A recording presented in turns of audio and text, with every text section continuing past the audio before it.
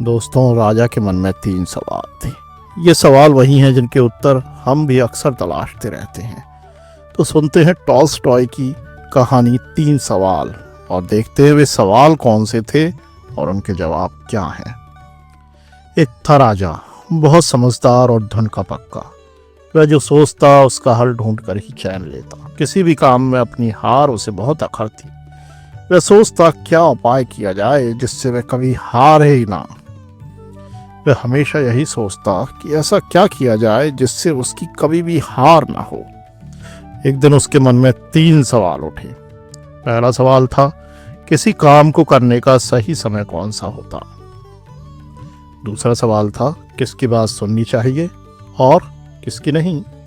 और सबसे बड़ा तीसरा सवाल था कि सबसे ज़रूरी काम आखिर है कौन सा।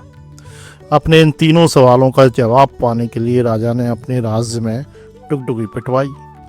जो भी इन 3 सवालों का जवाब देगा उसे इनाम दिया जाएगा। डुगडुग डुगडुग डुगडुग डुग। डुगडुगी पिटते ही दूर दूर से लोग राजा के पास आने लगे।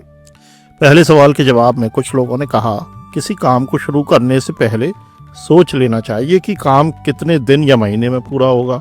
फिर काम करने का समय और तरीका तय कर लें, फिर उसी के अनुसार काम करना चाहिए।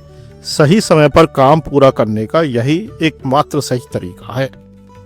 कुछ और लोगों का मानना था कि काम का समय तय करना कठिन है, लेकिन बेकार के कामों में समय गंवाना नहीं चाहिए। जो भी आसपास हो रहा हो उस काम में लग जाएं। एक तीसरा पक्ष भी था। उसका कहना था, राजा अकेले हर काम शुरू करने का समय कैसे तय कर सकता है। राजा के पास कोई सलाहकार होना चाहिए। उनकी मदद से राजा तय कर सकता है कि काम कब और कैसे किया जाए। लेकिन कुछ लोग और भी थे। उनका कहना था कि हर काम का समय पहले से सोचना तो कठिन है। आलस में समय ना बिताएं, जो भी काम सामने हो उसे पूरा कर लें। किसी ने कहा कि कई बार सलाह लेने का समय ही नहीं होता, लेकिन जवाब तुरंत चाहिए होता है। तब सही जवाब केवल जादूगर दे सकते हैं। बस वे जादू से सब कुछ जानकर राजा को बता देंगे। यानी ज्योतिषियों से काम चलाया जा सकता है। इसी तरह दूसरे सवाल के भी कई जवाब थे।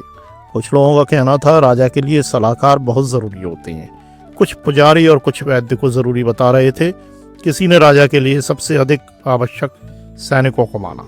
तीसरे सवाल के जवाब भी कई थे। सवाल था, सबसे ज़रूरी काम कौन सा है। कुछ ने कहा ज्ञान विज्ञान, तो कुछ ने कहा रणनीति, किसी ने कुछ तो किसी ने कुछ, किसी ने कहा दान धर्म। सारे जवाब अलग अलग थे। राजा को एक भी जवाब अच्छा नहीं लगा। राजा ने सुना था कि पास के जंगल में बरसों से एक साधु तप कर रहे हैं। वे केवल साधारण जनों से मिलते हैं। उनके ज्ञान की चर्चा दूर दूर तक थी। अपने सवालों का जवाब पाने के लिए राजा ने मन ही मन उनसे मिलने का तय कर लिया। दूसरे दिन राजा ने राजसी पोशाक उतारी और साधारण कपड़े पहन लिए। कुछ अंगरक्षकों को साथ लिया और घोड़े पर सवार होकर जंगल की ओर चल पड़े। काफी देर बाद पेड़ों के झुरमुट में उसे साधु की झोपड़ी दिखाई दी। राजा घोड़े से उतरा। उसने अंगरक्षकों को वहीं खड़े रहने का आदेश दिया। फिर राजा पैदल ही साधु के पास पहुंचा। राजा ने देखा साधु बड़ी लगन से झोपड़ी के सामने की जमीन खोद रहे थे। उनका शरीर दुबला पतला था। कुदाल से खोदते समय वे जोर जोर से सांस ले रहे थे। राजा को पास आता देखकर साधु रुक गए। उन्होंने राजा का अभिवादन किया, फिर अपने काम में लग गए।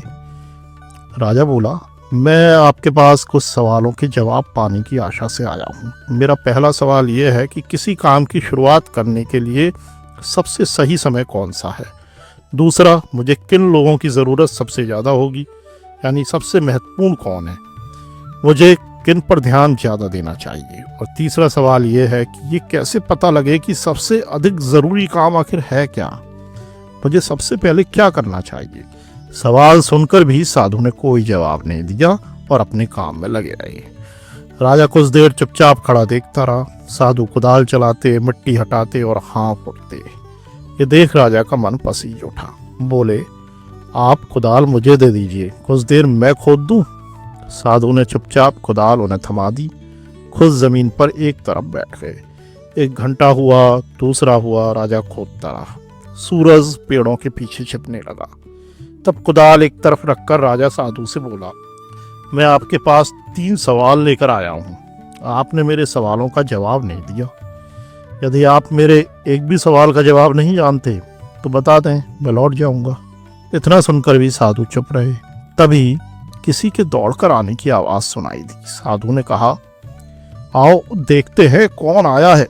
राजा ने मुड़कर देखा, एक आदमी दौड़ता हुआ वहीं आ रहा था। वह दर्द से करा रहा था। उसके पेट से खून बहकर उसके पैरों पर गिर रहा था। राजा के पास आकर वह बुदबुदाया, फिर बेहोश हो गया।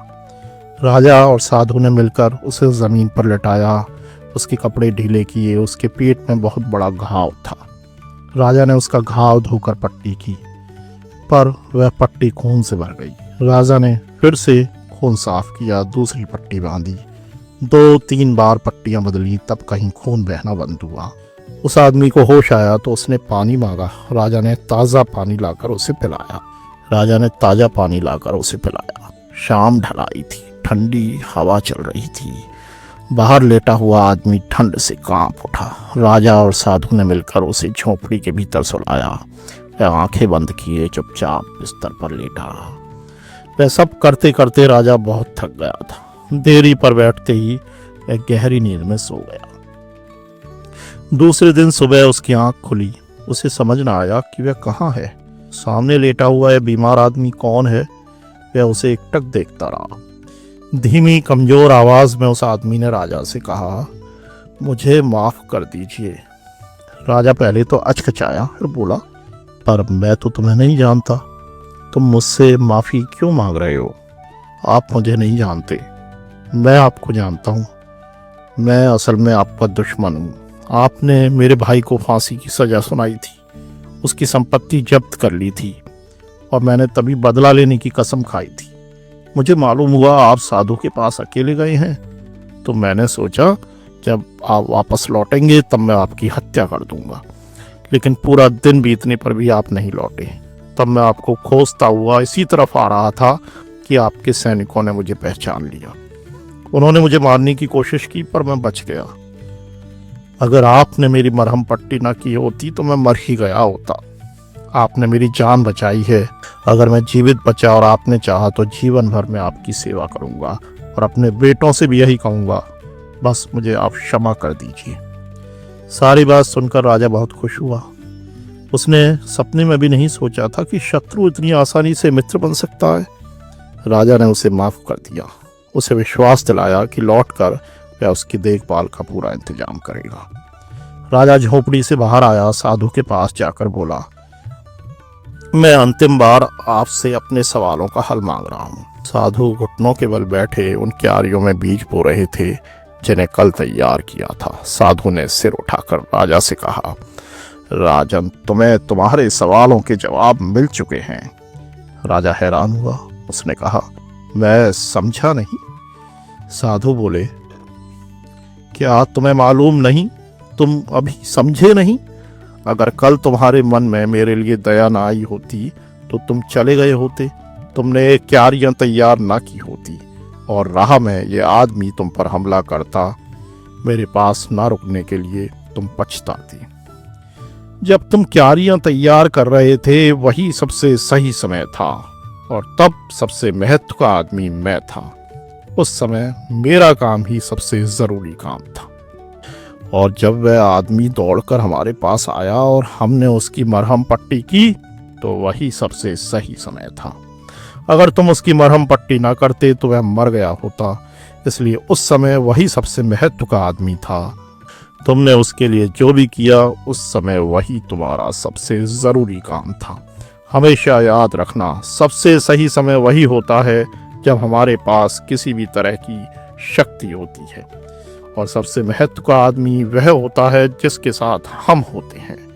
कोई नहीं जानता कब क्या होगा। सबसे ज़रूरी काम है अपने सामने संकट में पड़े आदमी की सहायता करना। इसलिए ही हमें जीवन मिला है। दूसरों के काम आने में ही जीवन की सफलता है। इतना कहकर साधु चुप हो गए। साधु के जवाब सुनकर राजा को संतोष हुआ। राजा ने आदर से उनको प्रणाम किया, फिर उनसे विदा लेकर अपने महल की ओर चल दिया।